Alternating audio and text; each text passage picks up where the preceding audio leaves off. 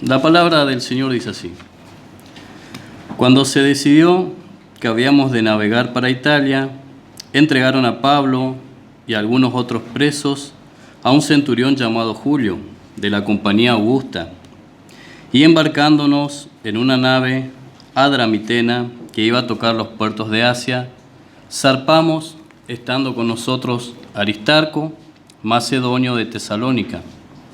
Al otro día llegamos a Sidón, y Julio, tratando humanamente a Pablo, le permitió que fuese a los amigos para ser atendido por ellos.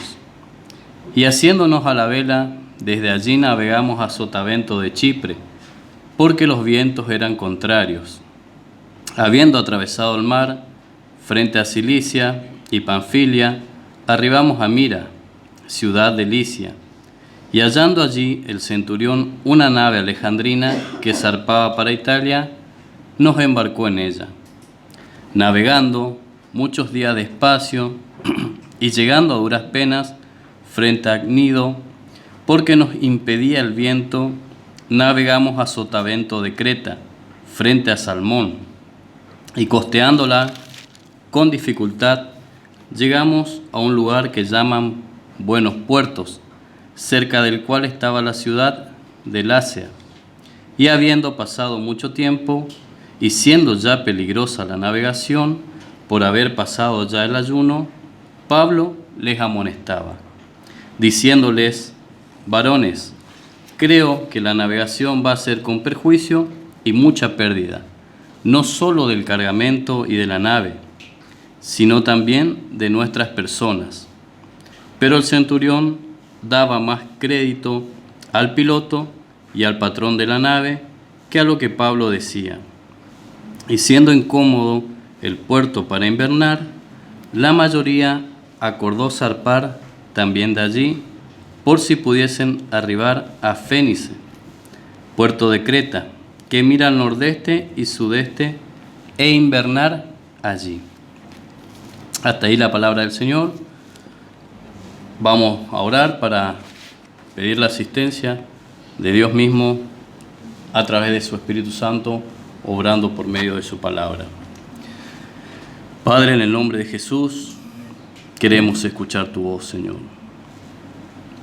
Queremos predicar y exponer fielmente de tu palabra, Señor. Sabemos que tú nos hablas, Señor, en toda la Escritura, un versículo a la vez, Señor. Queremos, Señor, escuchar tu voz, Señor. No estamos congregados para ver a un hombre, para escuchar a un hombre, para ver la elocuencia de un hombre, Señor, sino que estamos sedientos, estamos hambrientos, necesitamos de el dador de la vida, necesitamos de ti, necesitamos el Evangelio en nuestros corazones, Señor. Habla a nuestro entendimiento, Señor, habla a nuestro corazón, Señor. Te lo pedimos, Señor, en esta mañana, en el nombre poderoso de Jesús. Amén.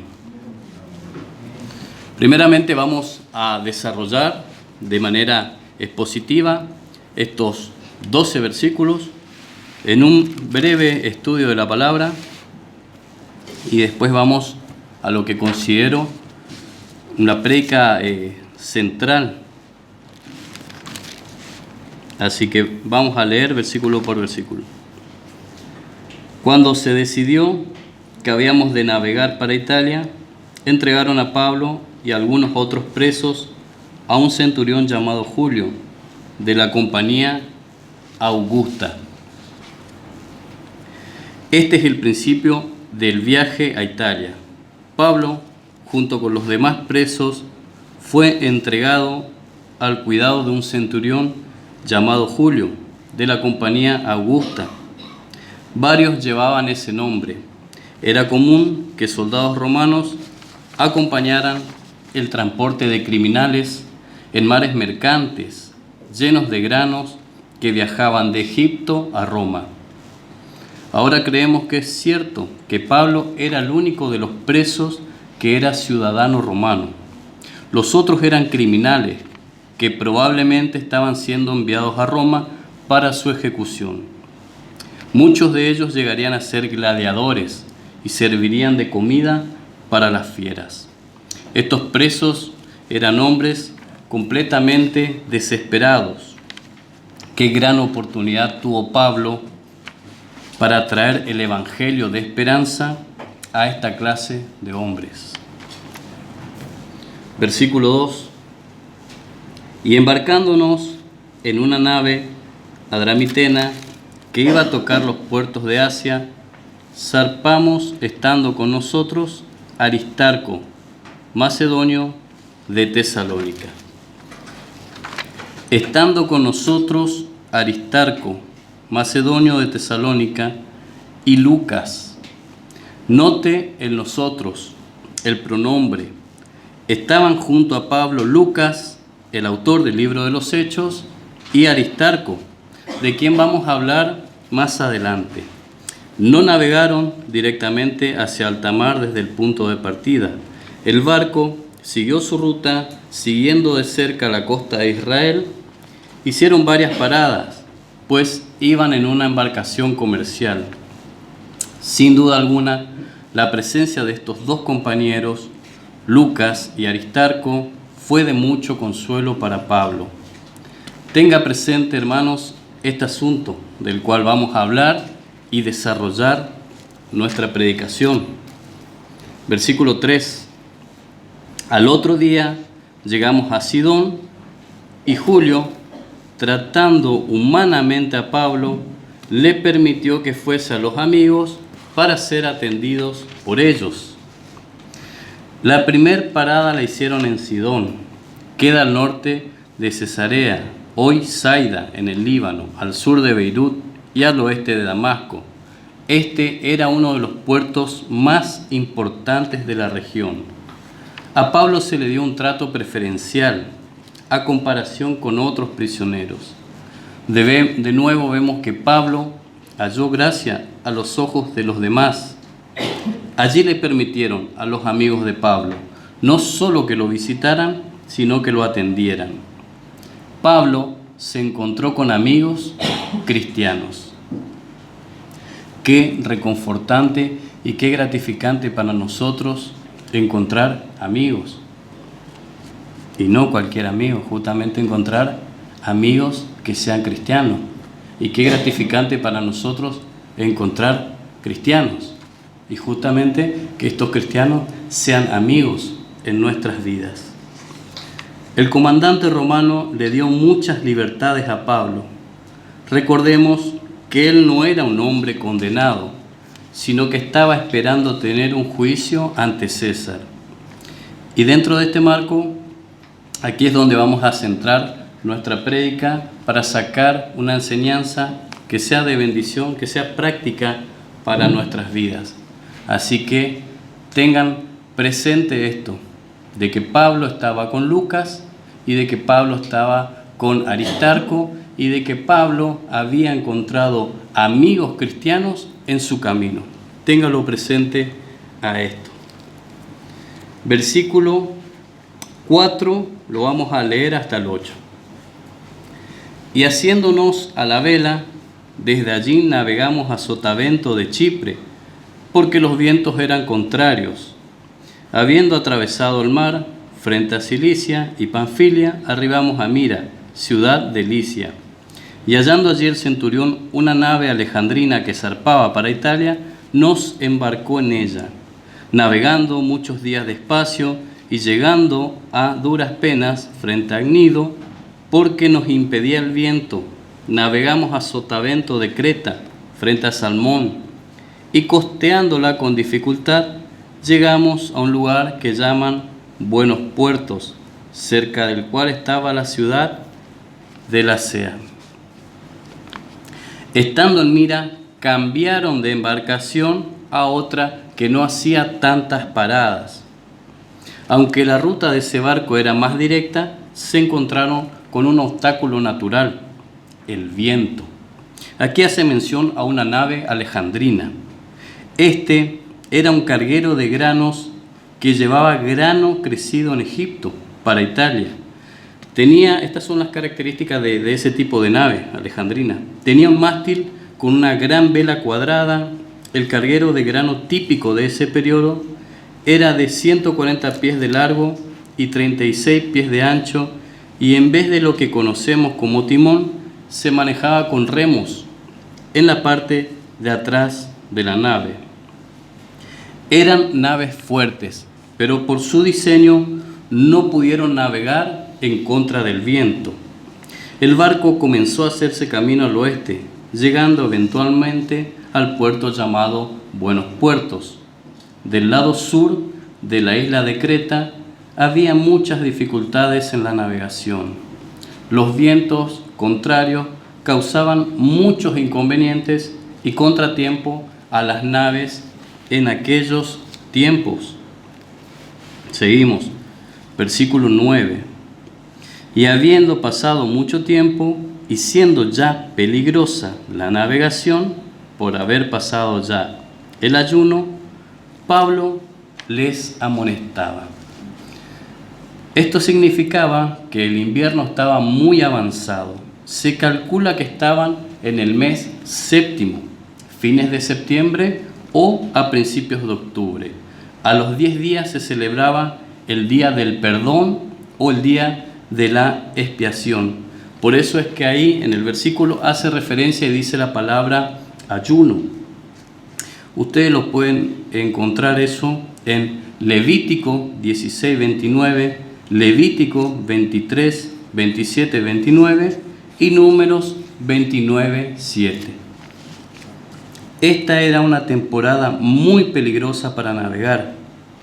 Según algunos comentaristas, a estas alturas del año no era propicio para viajar mar adentro, ya que se acercaba el invierno y era peligroso viajar por mar debido a las tormentas que se formaban. Más adelante se menciona este fenómeno atmosférico por nombre de Euroclidón, en el versículo 14. Ahora vamos de los versículos 10 al 12.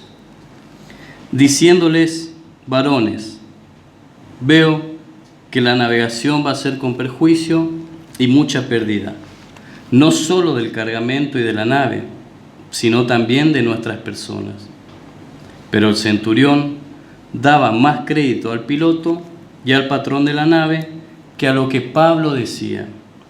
Y siendo incómodo el puerto para invernar, la mayoría acordó zarpar también de allí, por si pudiesen arribar a Fénice, puerto de Creta, que mira al nordeste y sudeste, e invernar allí. Al ver Pablo la situación tan dramática, les amonestó. El viento estaba haciendo casi imposible avanzar. Pablo no solo era un hombre inteligente, sino también tenía mucha experiencia. Según 2 Corintios 11, 25, escrita antes de Hechos 27, él ya había sufrido naufragios, 3 naufragios. Él conocía el mar, los vientos y barcos, y sabía que el tiempo para navegar con seguridad ya había pasado. Pablo era un experimentado viajero del Mediterráneo, habiendo viajado alrededor de unas 3.500 millas en el océano, conociendo las temporadas y las condiciones, y tal vez con sabiduría sobrenatural, Pablo les aconseja que no siguieran adelante. Pero, siempre hay un pero el centurión daba más crédito al piloto y al patrón de la nave que a lo que Pablo decía. No es ninguna sorpresa que el centurión respetara más la opinión del piloto y del dueño de la nave que la de Pablo. Ambos tenían mucho que perder si la nave no llegaba a Roma. Más adelante vemos que hubiesen preferido elegir el consejo de Pablo, que terminó siendo profético. La navegación va a ser con perjuicio y mucha pérdida. El centurión, el capitán de la nave, y la tripulación no tenían ganas y ánimos de pasar varios meses en la pequeña ciudad de Lasea, en buenos puertos. Ellos consideraban que no era el lugar ideal para pasar la próxima temporada. No les pareció descabellado el poder llegar hasta Fénice y salvarse de un invierno crudo en buenos puertos. El puerto de Fénice estaba en la misma isla de Creta, a 40 millas de distancia. Y en esta situación en particular pensaba cómo es tomado el consejo de Dios en nuestras vidas, cuando Dios nos habla a través de un siervo suyo. Cómo muchas personas hacen caso omiso, desestiman al consejo de un hombre de Dios. Y esto sucede muchas veces, lo vemos en nuestras vidas y lo vemos en la vida de muchas personas. Tú me agradas, me suena convincente lo que decís y hasta me suena casi lógico lo que decís. Pero, siempre hay un pero, voy a hacer la mía, voy a hacer lo que me parece, voy a hacer lo que a mí me plazca. Y en definitiva, y este es el justificativo, es mi vida. ¿Escucharon eso alguna vez? Que alguna persona toma sus propias decisiones y después dice, en definitiva, es mi vida. Hago lo que yo quiero y me parece. Esta gente hizo exactamente eso. Desestimaron el consejo de Pablo. En este caso vemos reflejado algo. Las personas se resisten a escuchar un consejo sano, que sea de buena fe, con buenas intenciones. Y estamos hablando de consejos bíblicos, simplemente porque no quieren. Lo vimos ahí en ese pasaje. Ante los problemas que acarrea la vida, las personas tristemente cierran sus oídos al consejo de Dios. Y bueno, mejor me voy a acudir a los profesionales. En este caso, el centurión acudió a los que supuestamente eran profesionales en la navegación, que ellos deberían dominar el tema de navegar en alta mar. Mejor me voy a acudir a los profesionales. Chamanes, tarotistas, psicólogos, coaching, que eso está muy de moda hoy en día. Me voy a un coaching motivacional que me levante el ánimo, que me motive, o me voy a tratar los problemas que tengo tanto en el espíritu como en el alma, me voy a un psicólogo. Pero no quiero escuchar el consejo de un siervo de Dios como Pablo. Consejos mundanos. Muchas veces queremos acallar nuestra conciencia y queremos que alguien nos dé la diestra con respecto a nuestros pecados. Y en vez de acudir a un hermano en Cristo, voy y escucho a una persona que no está en Cristo y por ende me va a dar un consejo del mundo, un consejo mundano. Y a eso también apunta nuestra prédica. Tenga presente lo siguiente. Si usted conoce un siervo de Dios, escuche lo que ese hombre tiene para decir y valore eso. Aproveche. Hay muchas personas perdidas que andan vagando, que andan errantes por esta vida, por este mundo. Andan así como ovejas que no tienen pastor. Por lo general, estos siervos de Dios, estos hombres de Dios, quizás a simple vista tengan un montón de defectos. No son perfectos, por el contrario, a simple vista quizás hasta podamos notar más sus imperfecciones en su vida, sus defectos, que las virtudes y cualidades que puedan caracterizar a estos hombres de Dios. Podemos ver en su vida un montón de defectos, pero déjeme decirle que por algo Dios los puso, o puso a ese varón de Dios en sus vidas. Fíjense a Pablo. Él, a simple vista, era un prisionero. A los que son llamados al ministerio, mi consejo es algo totalmente práctico. Péguense a un siervo de Dios. Péguense a un pastor.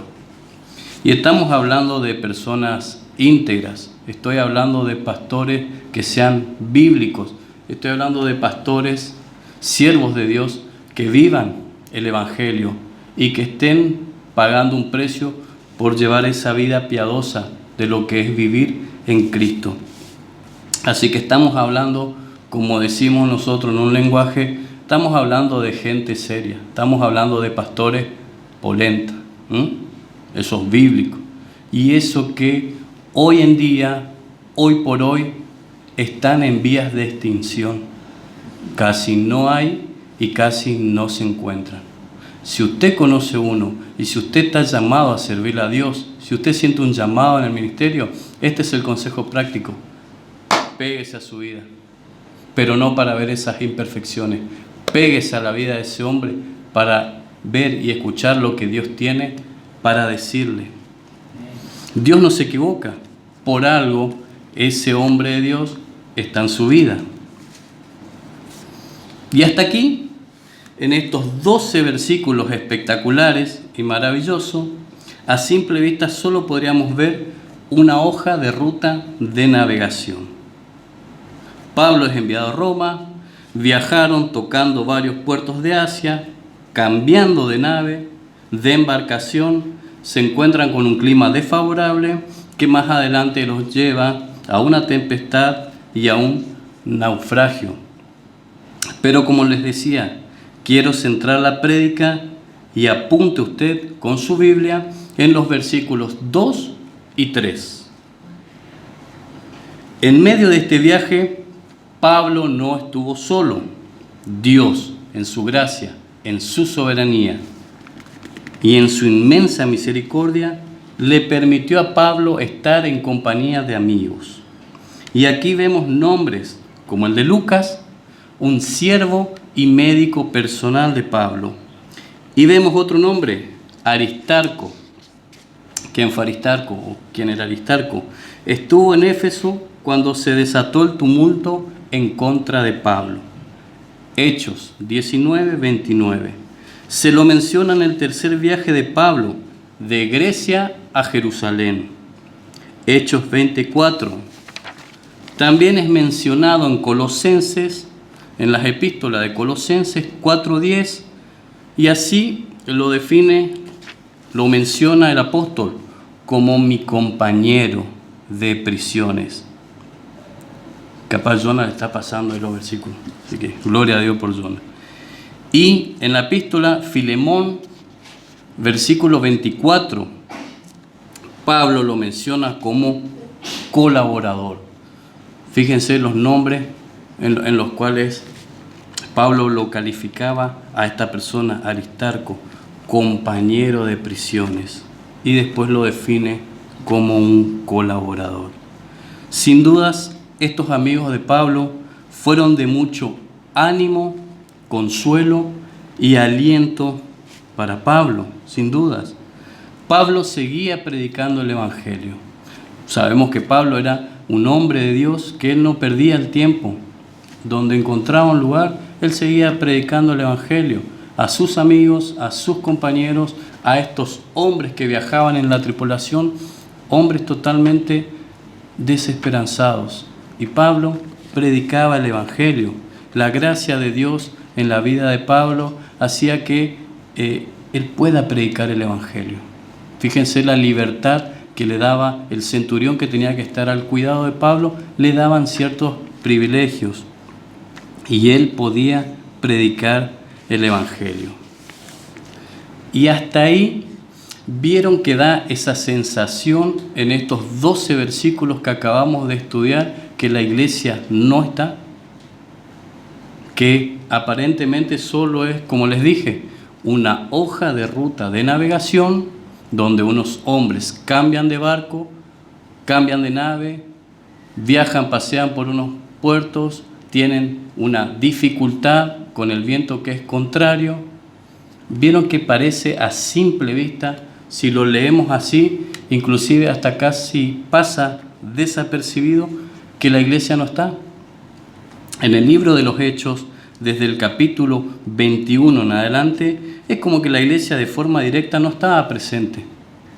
Vieron que Pablo se presentó ante el concilio, se presentó ante Félix, ante Festo, ante Agripa, ante el tribuno, y vieron que parece como que la historia de los Hechos lo vemos a Pablo muy solo, desde el 21 hasta el libro del capítulo de Hechos 27 que estamos estudiando. Pero allí estaban. Pablo, vean en el versículo 3, encuentra en el camino más amigos cristianos. Un hombre como Pablo necesitaba del compañerismo y alivio de encontrarse con hermanos cristianos. Ninguno de nosotros está exento de esta necesidad.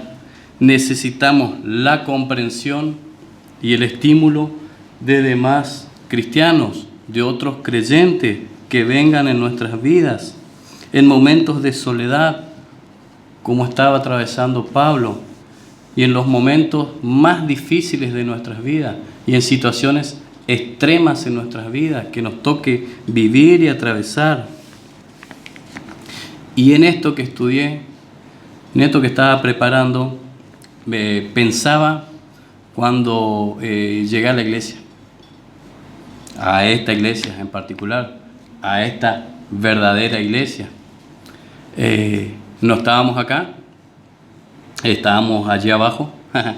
Recuerdo que ya pasaron de ese tiempo más de 3 años, poco más de 3 años. Recuerdo cómo llegamos, y mejor dicho, cómo llegué yo hacia este lugar, cómo el Señor fue obrando en ese tiempo, cómo llegamos junto a Verónica, mi esposa, y bueno, y luego se sumó mi gran equipo ministerial, que ustedes lo conocen, Tomás y Máxima, mi familia.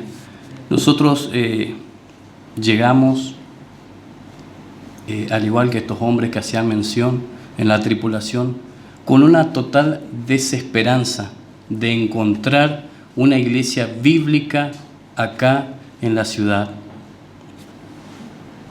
Y quizás usted también se sienta un poco identificado con esto que le estoy contando, porque nosotros ya estábamos, ¿vieron cuando alguien se enfría? Le caen esas películas que muestran la nieve, el hielo, y sufren la hipotermia. Pero sentíamos que Dios nos estaba llamando hacia un lugar. Nunca me imaginé que no era tan lejos. O sea, desde donde yo vivo, Barrio Barberán, hasta Villa Marín, Andrade 230, no estaba tan lejos. Ya hacía un tiempo que nosotros dejamos de congregar. No pertenecíamos a una congregación de cualquier tipo. Habíamos recorrido un par de lugares donde, leyendo la palabra de Dios, no encontraba a Cristo, no me presentaban a Cristo, no encontraba un verdadero evangelio, donde Dios sea el centro, donde Cristo sea el centro, donde Dios sea exaltado y donde hombres sean humillados. No lo veía por ninguna parte. Recorría unos lugares y encontraba más bien sinagogas de Satanás que predicaban cualquier otra cosa menos un verdadero evangelio. Y creo que muchos de los que hoy pertenecemos a la iglesia también hemos venido por este sentir de parte del Señor en nuestras vidas. Caímos en esa de mirar a predicadores a través de las redes sociales, a través del YouTube, predicadores de sana doctrina, pero no es lo mismo, no es la misma adoración, no es el mismo sentir, no es el mismo obrar de Dios. Cuando estén congregados 2 o 3 en mi nombre, yo estoy allí en medio de ustedes. Y a través del YouTube, a través de una pantalla, usted no va a experimentar los beneficios de la gracia de Dios en sus vidas. Debemos congregarnos y debemos ser parte de una iglesia sana, de una iglesia bíblica. Más allá de los predicadores, Paul Washer, Miguel Núñez, Sugel Mitchell, yo simplemente estudiaba la palabra y veía que lo que ellos predicaban sí concordaba a las Escrituras. Pero al venir aquí a este lugar, nosotros encontramos cristianos, encontramos personas de mucho aliento para nuestras vidas, de mucho estímulo, personas que en nosotros han avivado algo en nuestras vidas, nos hicieron crecer en fe. Y con estos cristianos que encontramos aquí en este lugar, en esta iglesia, nosotros hemos experimentado algo que es sentirnos desafiados. También encontramos ejemplos y ejemplos a seguir, personas que están muy cerca nuestro y quizás hoy esté sentado al lado suyo. Yo ya no tenía un predicador o ya no tenía un pastor o alguien que me enseñe a través de una pantalla virtual. Al venir a la congregación yo hoy gozaba de los beneficios de lo que es pertenecer a la iglesia local.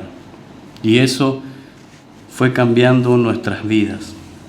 De hecho, mi esposa creo que hoy le tocó servir y a mí también me toca servirle hoy al Señor de señores y Rey de reyes.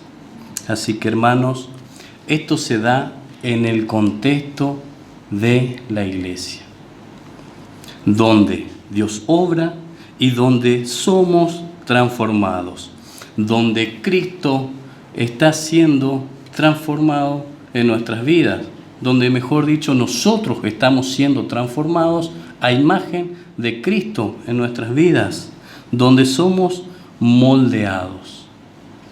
Todo esto sucede en la iglesia.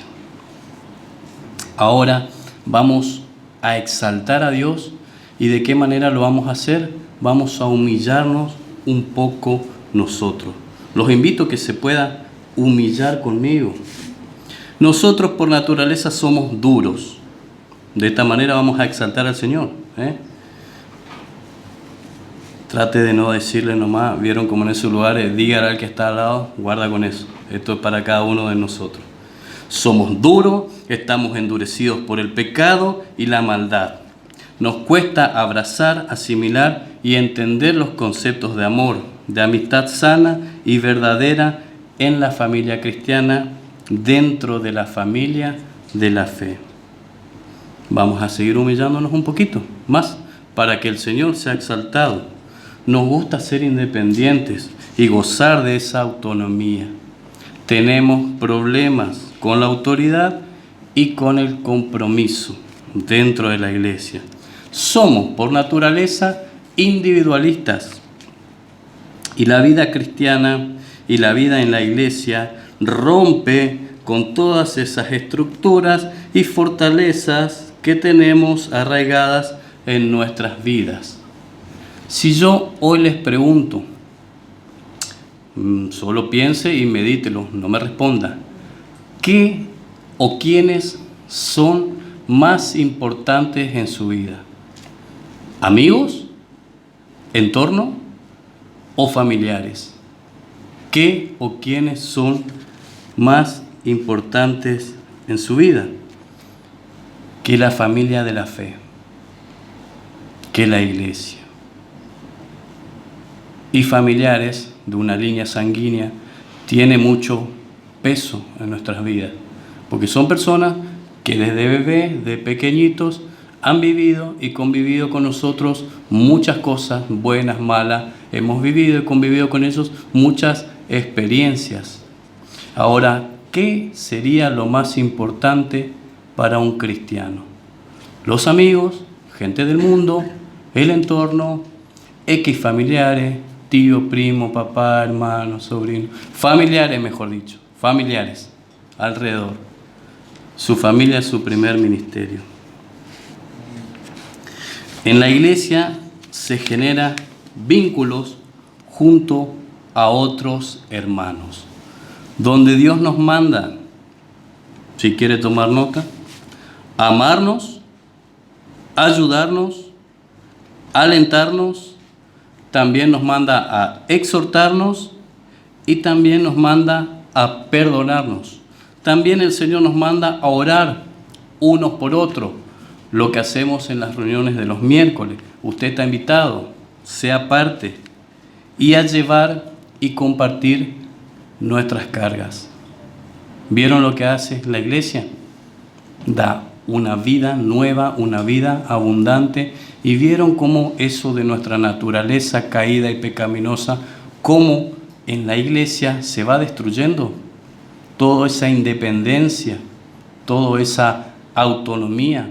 Y vieron cómo el Señor comienza a obrar en nuestras vidas y comienza a hacer esto que le acabé de leer.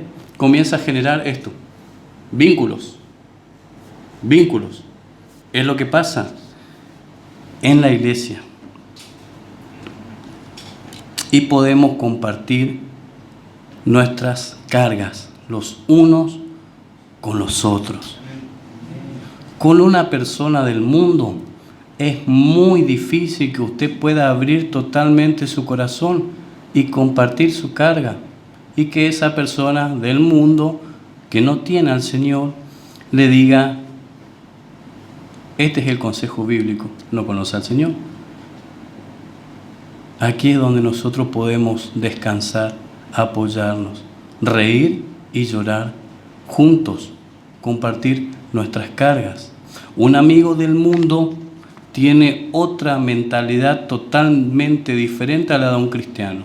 Un cristiano tiene la mente de Cristo.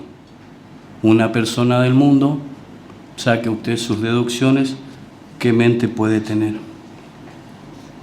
Y con respecto a esto de la iglesia y de todo lo que el Señor nos manda a hacer dentro de la iglesia y cómo es la convivencia entre cristianos y entre hermanos dentro de la iglesia, quería compartirles Efesios, capítulo 4, verso 16. Yo lo voy a leer en la versión Biblia, lenguaje actual, que me encantó. ¿Vieron cuando los hermanos dicen pum? Bueno, pum, me encantó. Dice así: Cristo es quien va uniendo a cada miembro de la iglesia según su función y quien hace que cada uno trabaje. En la iglesia hay que trabajar en armonía. ¿Cómo hay que trabajar? En armonía, amén. Para que la iglesia, esto es muy importante, para que la iglesia vaya creciendo. No sé si vamos a hacer de 2 pisos, de 3 pisos, no sé si vamos a comprar el terreno enfrente, pero no habla tanto de edificio, habla de miembro, va creciendo como cuerpo de Cristo, se va desarrollando, va creciendo. El pastor nomás dijo amén al crecimiento, amén. Va creciendo y cobrando más fuerzas. Fíjese cómo es la iglesia, y cobrando más fuerza por causa del amor. Por causa del amor que Dios mismo está derramando en su pueblo, en nuestros corazones. Volviendo a Pablo. Pablo era un miembro de la iglesia. ¿Qué era Pablo? A eso apuntamos. A la cual servía. ¿Vieron que en la iglesia hay que trabajar? Entonces en la iglesia hay que servir. Gente que no sirve, no sirve. Y ejercía su ministerio dentro de la iglesia. ¿Dónde estaba Pablo? En la iglesia. Pablo era miembro de la iglesia. ¿Dónde trabajaba? ¿Dónde ejercía su ministerio? ¿Adentro de la iglesia o fuera de la iglesia? Adentro, Gloria a Dios. Muchas veces queremos hacer lo contrario a lo que tiene que hacer un cristiano. Queremos obrar para afuera. Queremos trabajar afuera. Pero no queremos venir y servir acá y ejercernos nuestro ministerio donde el Señor nos manda. Adentro, en la casa, en la familia de la fe. ¿Dónde es que tenemos que ejercer nuestro ministerio? En la iglesia, amén. Con todo lo que el Señor nos ha dado, talentos, dones y virtudes. Toda iglesia bíblica, fíjense cómo nos fue llevando esos 12 versículos, de lo que parecía simplemente un viaje, una carta de navegación. Toda iglesia bíblica debe tener miembros. Debe saber quiénes son miembros de dicha iglesia. Yo debo saber quién es mi hermano. Y usted debe saber quién es su hermano, quién es su hermana. ¿Para qué? Porque con esos hermanos que son miembros de la iglesia, yo puedo contar. Con esos hermanos, yo puedo ejercer mi ministerio con los miembros de la iglesia. Los que no son miembros o los que están fuera del ámbito de la iglesia, seguramente no me van a ayudar a ejercer ningún tipo de ministerio, ni me van a ayudar en nada. La iglesia es el cuerpo de Cristo. Y apartados del Señor, no se puede hacer nada. Entonces, por ende, no me van a ayudar a hacer nada. La iglesia no es un club social donde yo vengo y hago lo que yo quiero. Conocen seguramente ustedes algunos lugares que parecen, en vez de iglesia, un club social. La persona ha cambiado de lugar, se ha mudado. En vez de irse a un lugar donde antes hacía lo que quería, ahora va a un lugar que tiene un cartel que se dice que se llama iglesia, pero vaya a hacer lo que quiere. ¿Me explico?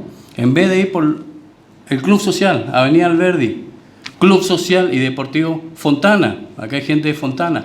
Bueno, ahora va a un lugar que se llama iglesia, que no tiene miembros, y eso es peligroso, y esa persona quiere hacer lo que se le plazca. El plan de Dios es que pertenezcamos, anote por favor, los estudiosos, los bereanos acá de la iglesia que tienen sus anotadores, el plan de Dios es que pertenezcamos a iglesias locales. Ese es el plan de Dios para cada hermano creyente cristiano. Esto es de suma importancia y muchos cristianos no saben. Te preguntan, ¿en qué parte de la Biblia dice esto? Es como que te digan, la Trinidad, ¿está en la Biblia o no está en la Biblia? Y que tenemos pasajes para demostrar que la Trinidad está en la Biblia. ¿Y dónde está la palabra membresía? Porque no encuentro en la Biblia. La palabra membresía, tanto como la Trinidad, es algo totalmente bíblico. Y esto, bueno, los cristianos, muchos cristianos por ignorancia no lo saben. ¿Qué es? ¿Con qué se come eso de membresía que estás hablando? Y para hablar de membresía se requiere una prédica temática en general, o mejor dicho, varias prédicas temáticas. Solo voy a citar algunos pasajes a considerar. Jonah me vaya acompañando. Números 1, 2, dice así: tomad el censo de toda la congregación de los hijos de Israel, por sus familias, por las casas de sus padres, con la cuenta de los nombres, todos los varones por su cabeza, para que usted lo estudie en su casa. Otros pasajes que nos hablan de esto: Números 3:43, Números 26:53. Y esto nos habla, fíjense, de la congregación, esto nos habla de registros. Miren la importancia que tiene para Dios un registro, la importancia que tiene para Dios de identificar a su pueblo, a los que son suyos. Vamos al Nuevo Testamento. En el mismo libro que estamos estudiando, Hechos 1:15. En aquellos días Pedro se levantó de en medio de sus hermanos y los reunidos hay una congregación, hay una convocatoria, estaban reunidos. Eran como 120 en número. Después fueron 3.000. Hechos 2:41. Dice así: así que los que recibieron su palabra, el Evangelio, fueron bautizados y se añadieron aquel día como 3.000 personas. Se considera el bautismo en agua una ordenanza para la iglesia local. Hay una diferencia entre asistir a una iglesia local y pertenecer, que es otra cosa, a dicha iglesia. Primera de Corintios 12:12. Yo lo leo. Porque así como el cuerpo es uno y tiene muchos miembros, pero todos los miembros del cuerpo, siendo muchos, son un solo cuerpo. Así también Cristo. Versículo 27 del mismo capítulo. Vosotros pues sois el cuerpo de Cristo y miembros cada uno en particular. Hechos 6. Había surgido un problema en la iglesia. Se debía atender a las viudas. Se llama a una elección de 7 diáconos. Acá también hemos llamado a una elección y tenemos hoy por hoy un diácono, Jonah. Si no hay registro, fíjese esto, si no hay registros en la iglesia, si no sabemos los nombres y a las personas, ¿de dónde vamos a elegir para ocupar cargos en la iglesia?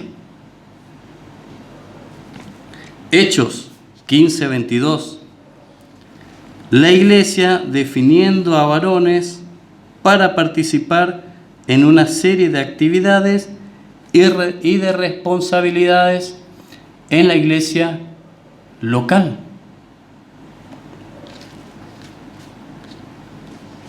También recuerdo que el pastor Ariel, ya siendo pastor de esta congregación, llamó a los que pertenecíamos y a los que, no sé si recuerdan, en ese momento éramos ya como miembros de la iglesia, y él aún así, él dijo: ¿ustedes quieren que yo sea el pastor? Hizo la pregunta. Y nosotros, bueno, creo que la mitad más uno o la mayoría asentó con su voto, levantando su mano y dijo: sí, vos sos el pastor de la iglesia, digamos, asintiendo a ese ministerio que él tiene. Hechos 20:17. Pablo da un discurso a los ancianos de la iglesia de Éfeso. Éfeso, iglesia local. Hechos 20:28. Dice así: por tanto, mirad por vosotros y por todo el rebaño en que el Espíritu Santo os ha puesto por obispos para apacentar la iglesia del Señor, la cual Él ganó por su propia sangre. Y usted se puede preguntar, ¿qué tiene que ver este versículo que acabo de leer con la membresía?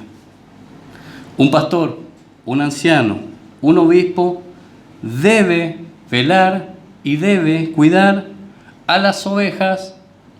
¿A quién debe cuidar y por quién debe velar? Por las ovejas, por los miembros de la iglesia local.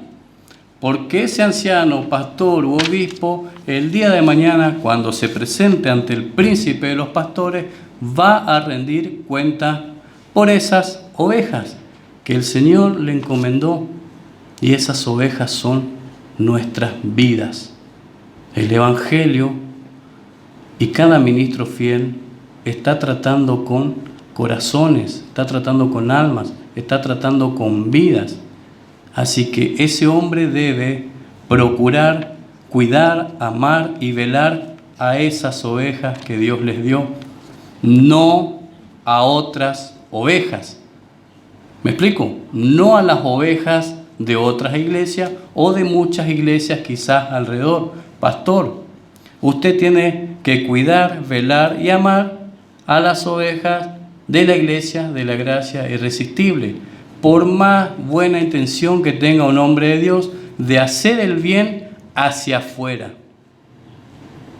¿Me entienden? Entonces el pastor debe saber quién es oveja, quién es miembro. Un pastor, y lo vemos, ¿qué pastorea? Generalmente ovejas, cabras no, ovejas, personas que se dejen guiar en el rebaño y ser pastoreadas para su propio bien, para su beneficio.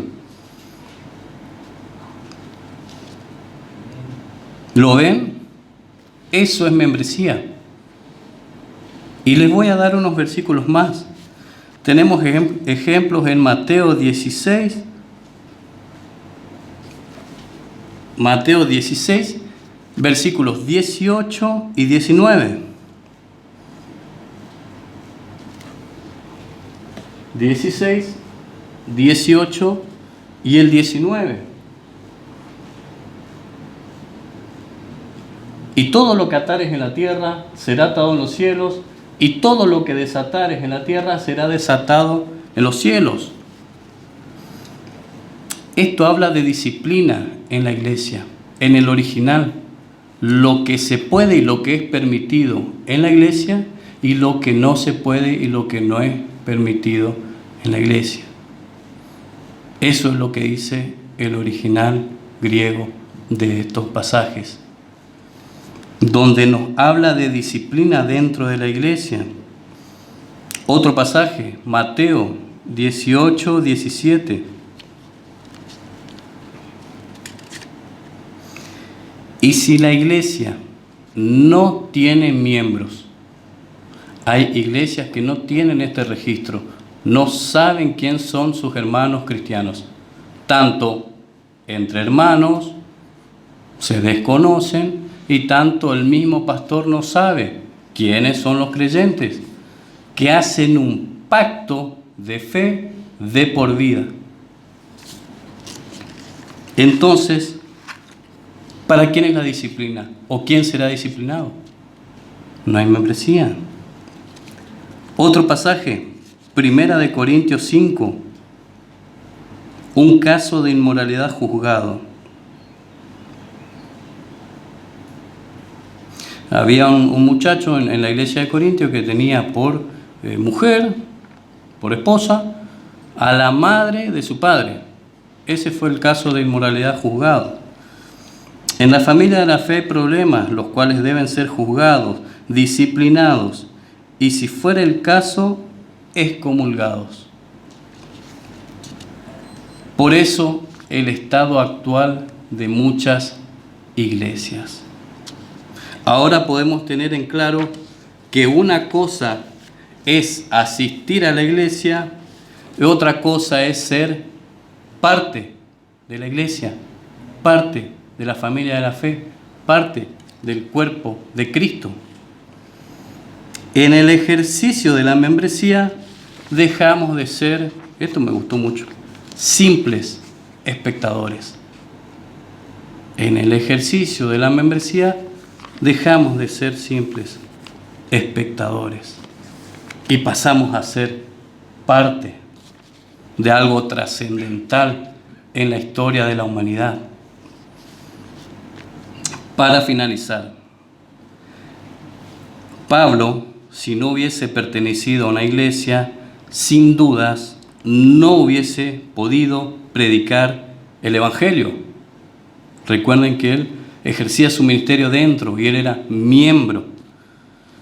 El plan de Dios de expansión del Evangelio es a través de la iglesia local.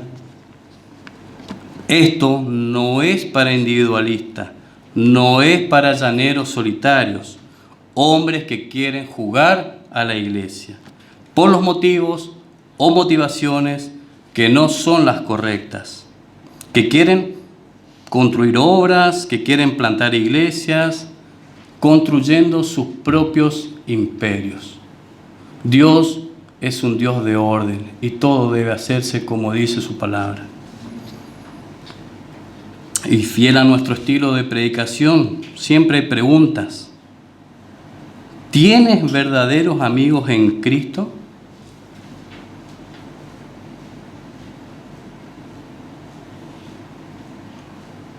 Ningún amén, estamos complicados. ¿Te gustaría cultivar verdadera amistad con personas que te acerquen más a Dios? Amén, yo quiero eso. ¿Qué te influencia más en tu vida? ¿Los amigos del trabajo, del colegio, de la universidad? Y esto que es algo peligroso para el cristiano, para nosotros, los amigos del mundo, con los cuales te podés soltar un poquito más y hablar de cosas que ellos hablan y mirar cosas que ellos miran. Peligroso para nuestras vidas. ¿Tienes amigos que te impulsen a ser más como Cristo? Amén. Eso solo lo vamos a encontrar en la iglesia local, en la familia de la fe, con todas las imperfecciones que tenemos. Pero solo podemos encontrar personas que nos lleven más a Dios y a amar al Señor y su evangelio y su palabra dentro de la iglesia. Y por último, un hombre de Dios que se levante, que acuda a su llamado en el evangelio, va a ser respaldado por Dios mismo y por otros hombres de Dios. El Señor pondrá en su vida compañeros de milicia, amigos, colaboradores. Y hoy, hermanos, es necesario estar en las trincheras y combatir hombro a hombro, espalda con espalda. Quisiera Dios seamos dignos de encontrar personas y estos amigos con los cuales podamos predicar el evangelio hasta la muerte y decir: yo con este hermano soy un colaborador, yo con este hermano soy un compañero de milicia y con este hermano estoy dispuesto a predicar el evangelio hasta la muerte. Dios nos ayude. No estamos solos, contamos con amigos en Cristo. Amén. Oramos.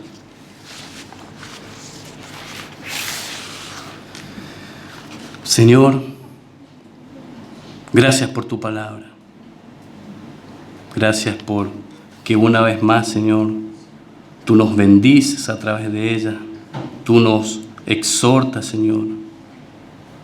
Gracias porque en este peregrinaje, Señor, en esta tierra, con la misión que tenemos por delante de ir y predicar el evangelio a toda criatura en todas las naciones, no estamos solos, Señor.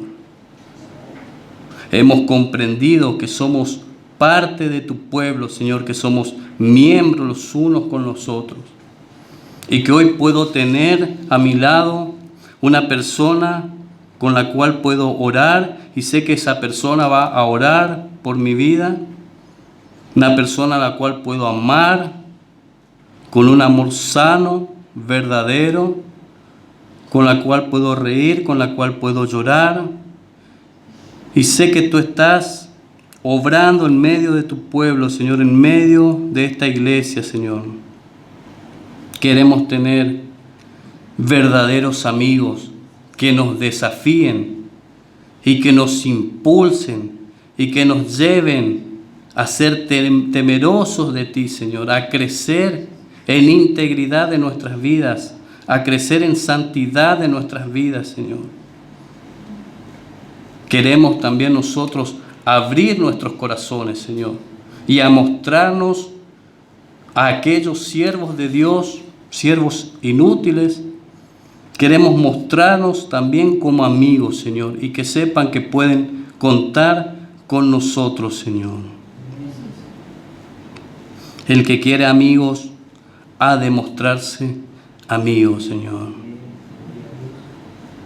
Ayúdanos, Señor, a entender esto tan importante de ser parte de tu cuerpo, Señor, de ser parte del mismo cuerpo de Cristo, Señor, y que tú estás presente y que tú envías bendición y vida eterna dentro de la iglesia, dentro de la familia de la fe, Señor.